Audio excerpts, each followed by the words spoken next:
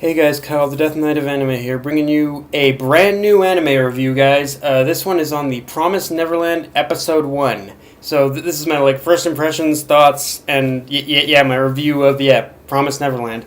Um, I basically caught up to the manga even before the anime aired. So yeah, now it's time to give the anime a go. And so to start off with, let's talk about the story for basically anyone who hasn't read the manga yet, which is that it centers around a group of children, pretty much who are living at an orphanage called Grace Field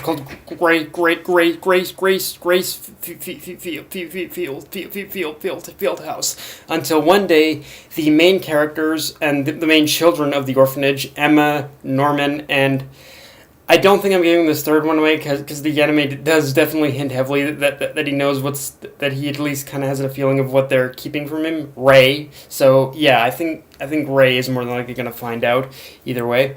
But yeah, Emma, Norman, and Ray discover that the children that they pretty much thought were being adopted from pretty much Gracefield are actually being shipped out and consumed as food by demons.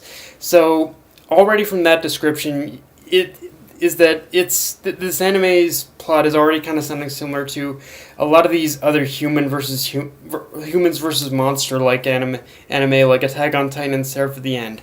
And while I can't argue with the comparison, I think the strength you'll find with this series going forward is that its main focus is always on two things: the world building, and by association, the constant amount of mysteries that are being uncovered as the story goes forward. Because trust me, I can say this right now. I can say this right now that pretty much the buck. It doesn't just stop with the demons and where they come from. In fact, if you read the manga, you'll find just how much the series is going to subvert your expectations in that regard. Because even when the mystery, even when there seems like even when there is basically one mystery that's solved, there's still like a million more questions and a million more mysteries that pretty much end up being born from just solving one mystery. So yeah, it's like for pretty much each pretty much mystery that's being solved in this series, like it built 1,000 more pop up that just build on the story and the world building. So yeah, just the story, the world building, it's the world building in general, honestly, is just incredible in this series, and you will appreciate it a lot more if you read the manga. Trust me.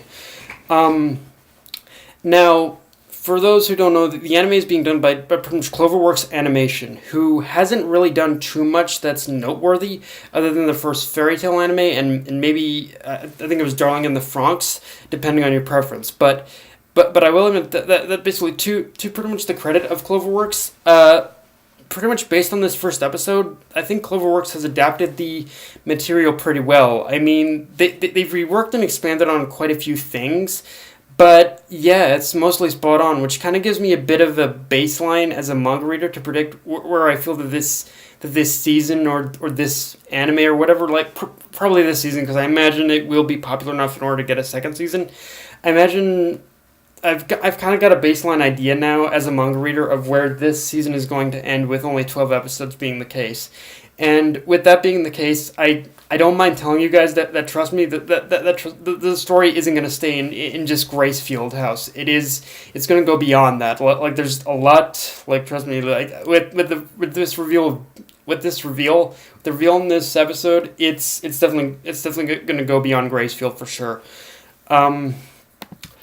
Now, one thing I will say that I'm kind of disappointed in is that the anime pretty much cut out every single bit of introductory monologue of Emma's. Like Emma had, like in the manga, Emma had some introductory monologue, but here in the anime it was completely cut out. But it's one of those things where, to a degree, I understand as to why the studio basically cut it out. They wanted to let the visuals and the interactions of the characters pretty much tell the story rather than having a total dump of exposition on us. But at the same time, for newcomers, at least the first couple of minutes, this might be a little confusing, and people are going to wonder as to why this is actually a good anime. But which and it isn't until you get into the second half, or near the second half, in the actual meat of the episode, that you kind of start to know why. They kind of really start to understand, like, all the details of it and whatnot, or at least the basis, or at least the base details, I guess. Now, having said that, I will admit that the fact that the opening dialogue was basically cut out of the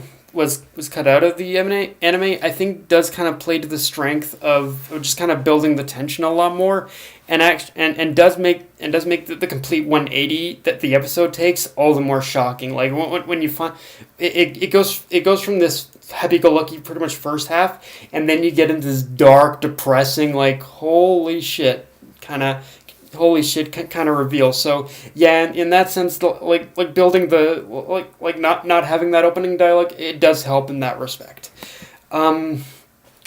Although I will say that's again, to the manga's credit, I think there were times where I almost felt that Emma's monologue I think could have helped the story just a little bit. Not, it is still good, don't get me wrong, but yeah, there were times where I kind of wished we did have a little bit more of Emma's monologue in there. I think we just got a little bit in the beginning of the episode, and that's it.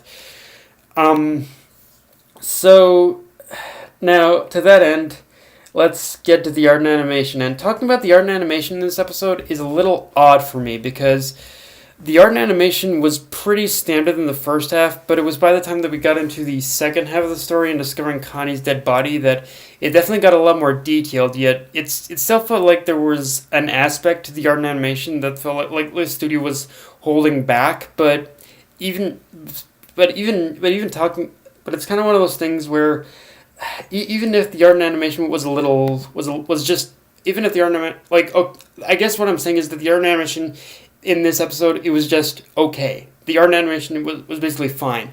But even, it wasn't anything spectacular until the second half, of course. But even knowing that, it feels like me talking about the art and animation in this episode is me nitpicking, because it is just the first episode, so I imagine the more episodes we get, that the art and animation is gonna get better for sure. But like I said, it was pretty standard, or what you expect, and it was pretty standard, or what you'd expect from a first episode in the beginning. But it was by the second half that the art and animation, it really picked up.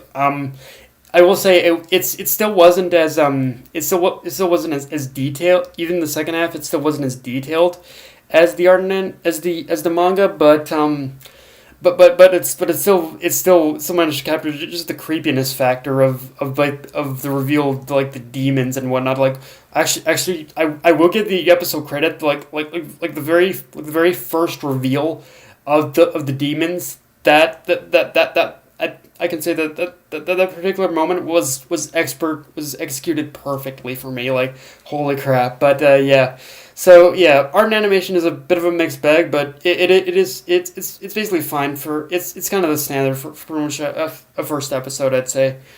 And yeah, finally, I want to get into the soundtrack of the anime, specifically the opening and ending. Opening, believe it or not, is surprisingly has a lot more of a rocking tune compared to the ending for me, which sounds like, compared to the ending, and the ending kind of sounds like something out of Tokyo Ghoul. But with the opening, there is still this feeling of despair I do get from listening to both tracks. Like, both tracks do definitely have this genuine feel of despair, but it just kind of plays out differently. With the opening, it plays out in a bit more of a rocking way, whereas the ending, it plays out in a bit more of a somber way.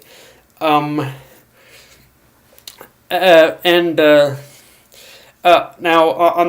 But of course that was just with the music, with the opening and ending. With the visuals are a little bit of a different story for me.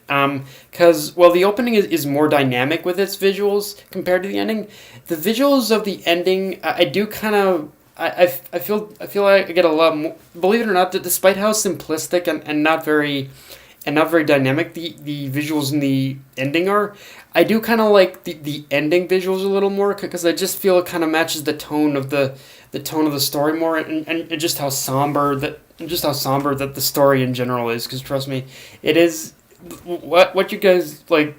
with the real demons, it's kind of obvious, but this is going to be a very somber, and sad story in place for sure. So just kind of expect that you're not going to get all that happy stuff you'd expect from a regular shonen for sure. Like this is in its own way going to get on Death Note levels of darks in places. So yeah, but. Yeah, guys, that's my review of Promised Neverland episode 1. My first impressions review. Just go ahead and tell me as to what you guys thought of this episode. Did you like it? Did you like it? And if you did, yeah, just leave a comment down below. Death Knight, if you enjoyed the video, like, comment, subscribe.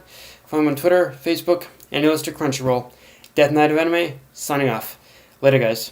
Ciao.